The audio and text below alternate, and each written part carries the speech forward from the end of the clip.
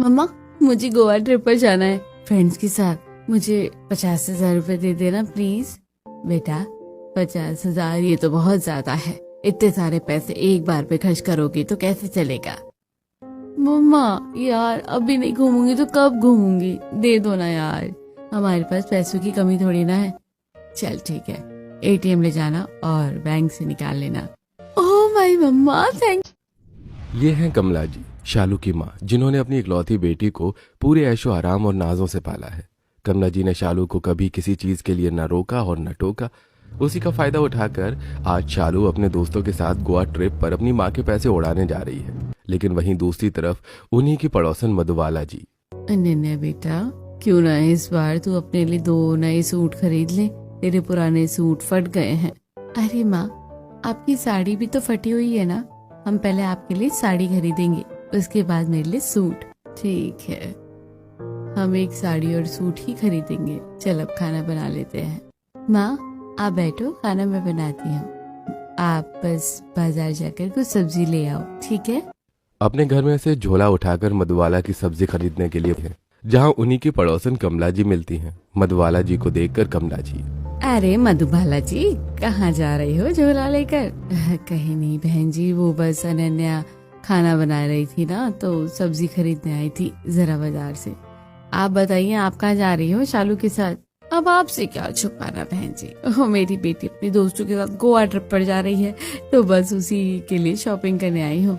आप भी अपनी बेटी को कभी कभी कहीं भेज दिया करो घूमने फिरने, या जीवन भर ऐसे ही गरीबी में रखना है उसे। हाँ बहन जी, अब आप घर के हालात तो जानती हैं, और मेरी अनन्या को पसंद नहीं है बाहर आना जाना। अरे बहन जी, अफोर्ड करना पड़ता है, बेटी को पालना। खैर, गरीबी का कर भी क्या सकते हैं। कमला देवी हर बार मधुबाला जी को ऐसे ही गरीब होने का ताना मारती रहती थी। इसी तरह दिन कमला जी में टहल रही होती हैं, तभी वो देखती हैं कि मधुबाला जी भी अपनी बेटी अनन्या के साथ पार्क में आती है। उन्हें देखकर, अरे मधुबाला जी, आप यहाँ। और अनन्या बेटा, तुम तो जवान हो, पार्क में क्या कर रही हो। फिट रहने के लिए जिम जाया करो। देखो, मैंने शालू को भी जिम ज्वाइन करवाया है। नहीं आंटी जी, अब मुझे जिम जाने की कोई जरूरत नहीं है। मैं तो बस पासा टहलने आई थी। हाँ हाँ, तुम्हें जिम भेजने की औकात भी तो होनी चाहिए ना तुम्हारी माँ की। कमला जी मधुबाला जी का मजाक उड़ाकर फिर अपने घर चली जाती हैं। उनके जाने के बाद, माँ, आप हर बार उनकी फालतू बातें क्यों सुनती रहती हो, इन्हें जवाब क्यों नहीं देती। बेटा, समय आने पर भगवान खुद जवाब दे देगा, हमें जरूरत ही नहीं पड़ेगी।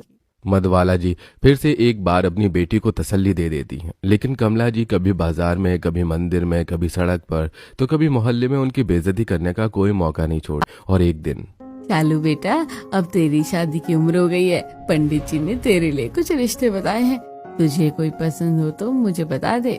माँ, मैं आपको बताने ही वाली थी। दरअसल मैं अपने कॉलेज में ही एक लड़के रोहित से बहुत प्यार करती हूँ।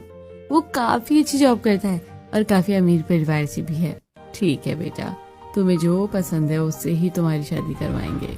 एक तरफ शालू की माँ उसकी पसंद के लड़के से उसकी शादी करवाने के लिए तैयार हो जाती है, वहीं दूसरी तरफ अनन्या के लिए भी एक रिश्ता आता है और अनन्या की माँ भी उसका रिश्ता पक्का कर देती है।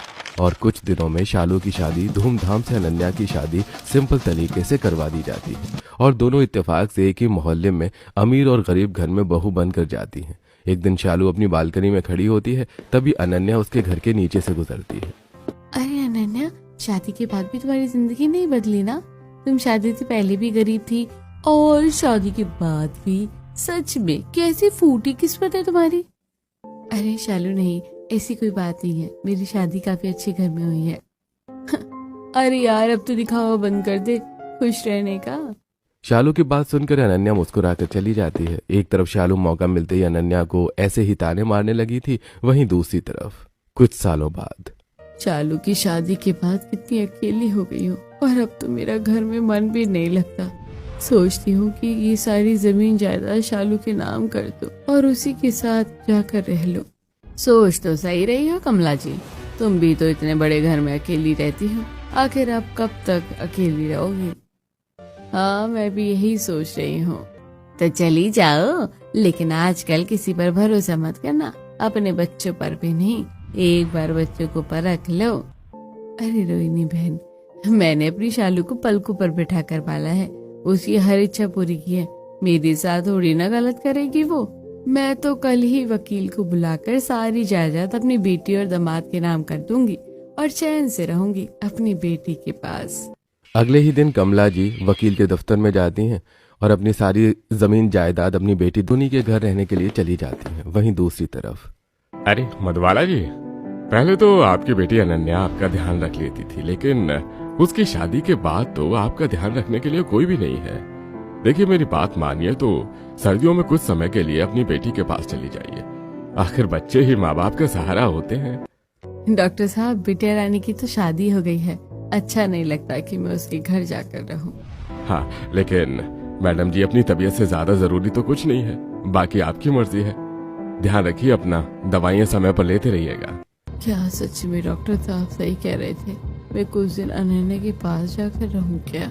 मधुबाला जी अपने मन में अनन्या के घर जाकर रहने का विचार कर ही रही होती है कि रास्ते में उन्हें कमला जी मिलती हैं। उन्हें देखकर, अरे कमला बहन, कहाँ जा रही हो इतना सारा सामान लेकर? और मैंने सुना है तुमने अपना घर बेच दिया। हाँ, अकेले रहने से अच्छा है कि अपनी बेटी के पास रहो। मैंने अपनी सारी प्रॉपर्टी शालू के नाम कर दी। अब बुढ़ापे में इंसान अपने बच्चों के पास ही तो रहता है, तभी बुढ़ापा चैन से कटता है। सही कह रही हो बहन, जाओ जाकर रह लो बिटिया के साथ। कमला जी से बात करके मधुबाला जी अपने घर लौटी हैं और खाना पकाते समय, क्या मुझे भी अनन्या के पास जाकर रह लेना चाहिए? हमेशा के लिए नहीं, लेकिन थोड़े दिनों के लिए तो चली ही जाती हूँ। मधुबाला की भी अपनी बेटी के यहाँ जाने का मन बना लेती है, लेकिन कमला जी जब अपनी बेटी शालू के घर पहुँचती है तब उन्हें देखकर शालू, अरे मम्मी, आओ घर के अंदर आओ। कैसे आना हुआ आज आपका, वो भी इतना सारा सामान लेके? बेटा, मैं अकेली कहाँ रहती, इसलिए तो मैंने सारी जमीन जायदाद प्रॉपर्टी तुम्हारे और दामाद जी के नाम की है कि मेरा बुढ़ापा अपने बच्चों के साथ गुजर जाए। हे भगवान, क्या मम्मी हमेशा हमारे साथ रहोगी? अरे यार, रामू भैया जरा सामान उठा लेना। जी मालकिन। राजू कमला जी का बैग उठाकर घर के अंदर लेकर आता है और शालू से पूछता है, मालकिन ये बैग और अटैची कहाँ रख दूं? एक काम करो, अभी तो मम्मी का सारा सामान गेस्ट हाउस में रख दो। शाम को रोहित के आने के बाद हम मम्मी का रूम डिसाइड करेंगे। हाँ बेटा, कोई बात नहीं, मैं तो कहीं भी रह लूंगी। मैं तो यहाँ सिर्फ अपने बच्चों के साथ रहने के लिए आई हूँ। अब बुढ़ापे में अकेले अकेले मेरा मन नहीं लगता। हाँ, और आ गई हमारी जिंदगी में दखलंदाजी करने यहाँ पर, अब इन्हें झेलना पड़ेगा। कमला जी की बेटी शालू अपनी माँ की जायदाद लेने के बाद भी उन्हें देखकर खुश नहीं हुई। वहीं दूसरी तरफ, मैं कुछ दिनों के लिए अनन्या के पास उसके घर हो आती हूँ, तबीयत ठीक होने के बाद वापस आ जाऊंगी। और इस तरह मधुबाला जी अपनी बेटी अनन्या के पास उसके ससुर मधुबाला जी को देखकर अनन्या, अरे माँ, तुम आ गई। मैं तो कब से तुम्हारा इंतजार कर रही थी। आओ, तुम घर के अंदर आओ। हाँ बेटा, वो डॉक्टर साहब ने भी कहा था कि सर्दियों का समय है और बीमारी में अकेले रहना ठीक नहीं है, इसलिए तुम्हारे साथ आकर रह लो। बिल्कुल ठीक कहा माँ। अब आप इस रूम में आराम से बैठो और मैं आपके लिए चाय बना कर लाती हूँ। एक तरफ अनन्या अपनी माँ मधुबाला जी के लिए खुशी खुशी चाय बना रही होती है, तो वहीं दूसरी तरफ शालू छत पर खड़ी होकर, अरे यार रोहित, मम्मी हमेशा के लिए हमारे साथ रहने के लिए आ गई है। तुम यार बिजनेस ट्रिप पर चले गए हो। तो मैं क्या करूं? तुम्हारी माँ है, मैंने तो पहले ही कहा था, अपनी जमीन जायदाद अगर वो तुम्हारे नाम करेंगी तो उनका ख्याल भी रखने की जिम्मेदारी तुम्हारी ही ऊपर आएगी। फोन रखकर शालू मन ही मन अपनी माँ को बोझ समझ रही थी। इसी तरह कुछ दिन तो ठीक से बीतते हैं। फिर एक दिन रसोई में, रामू, शीला, ये लो तुम दोनों का हिसाब, आज के बाद काम करने के लिए मत आना। लेकिन मालकिन क्यों? हमसे कोई गलती हुई है क्या? नहीं, मुझे नई नौकरानी मिल गई है, वो भी बिल्कुल फ्री। शालू अपने घर के नौकरों को काम से निकाल देती है और उनके जाने के बाद देखती है कि कमला जी हॉल में उसके 5 साल के बेटे के साथ टीवी देख रही थी। उन्हें देखकर, माँ क्या लगा रखा है पूरा दिन, आप टीवी देखती रहती हो? आपके साथ में रहकर ये भी बिगड़ा है, थोड़ा बहुत काम करने में मदद कर दिया करो। अरे बेटा, नाराज क्यों होती है? नौकर है तो सही काम करने के लिए, तू परेशान हो रही है। नौकर हैं, अब नहीं है, लेकिन अब मैंने उन्हें निकाल दिया क्योंकि अब आपके खर्चों के साथ साथ नौकरों का खर्चा भी हम नहीं उठा सकते। मेरा खर्चा? लेकिन बेटी, मेरा तो जो कुछ था वो मैं तेरे नाम कर चुकी हूँ ना। अब क्या तुझे 2 वक्त की रोटी तक नहीं खिला सकती?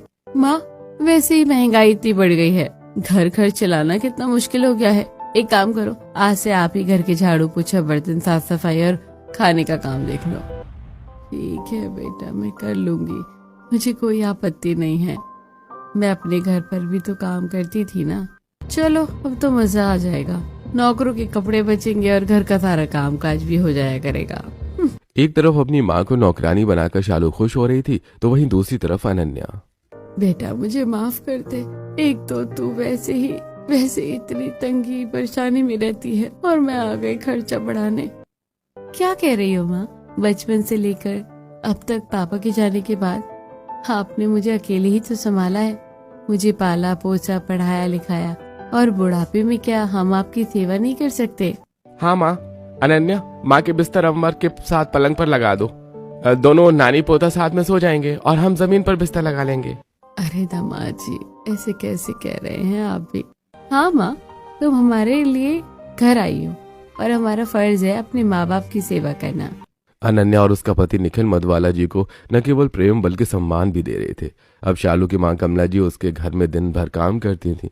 एक दिन वो घर के बाहर की सफाई कर रही होती है कि तभी अरे शालू की माँ लग रही है, ये क्या कर रही है? शालू अपनी माँ को घर से काम करवा रही है, वो भी इतनी ठंड में।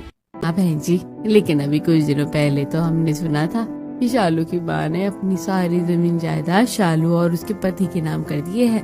अरे बहन, क्या बताया जाए, माँ बाप की जमीन ज्यादा लेने के बाद बच्चे बदल जाते हैं और माँ बाप को बोझ लगने लगते हैं। शालू की पड़ोसन बाहर खड़े होकर शालू के बारे में सब बातें कर रही होती है और उसकी माँ कमला जी सुन लेती है। कहीं ये औरतें सच तो नहीं कह रही, कहीं सच में मेरी बेटी ने मुझे नौकरानी बनाकर तो नहीं रख दिया है और मैं अपनी बेटी पर बोझ तो नहीं बन रही। कमला जी अपने मन में सारी बातें सोच ही रही होती हैं, तभी अंदर से शालू की तेज चिल्लाने की आवाज आती है। माँ कहाँ हो? जरा अंदर आओ। आपने क्या इस घर को धर्मशाला बना रखा है? अब सब्जी चढ़ा कर गई थी तो गैस कम कर जाती, अब देखो ये पूरी सब्जी जल गई है। कौन खाएगा इसे? आज आपको खाना नहीं मिलेगा, आप यही सब्जी खाएंगे। लेकिन बेटा, मैंने तुझे कहा था ना कि सब्जी गैस पर चढ़ाई हुई है, तो एक बार उसको चला देना। तो क्या मैं यहाँ पर आपकी नौकरानी बनने हूँ? जब आपको कहा है कि इस घर का काम आपको संभालना है तो अपने हिसाब से देखिए ना। शालू तेज आवाज में अपनी माँ पर चिल्ला रही होती है और उसके चिल्लाने की आवाज बाहर मोहल्ले तक जाती है। उसके बाद मोहल्ले की औरतें फिर से बातें बनाने लगती हैं। वहीं दूसरी तरफ ला बेटा अनन्या, तू कितना काम करेगी पूरा दिन? सब्जी काटने का काम मैं कर देती हूँ। नहीं माँ, तुम रहने दो, तुम आराम करो। इस उम्र में तुमसे काम करवाऊंगी? मैं सब्जी काट के बना दूंगी और गरम गरम फुल्की भी खिला दूंगी। भगवान तुम जैसे बच्चे सभी को दे।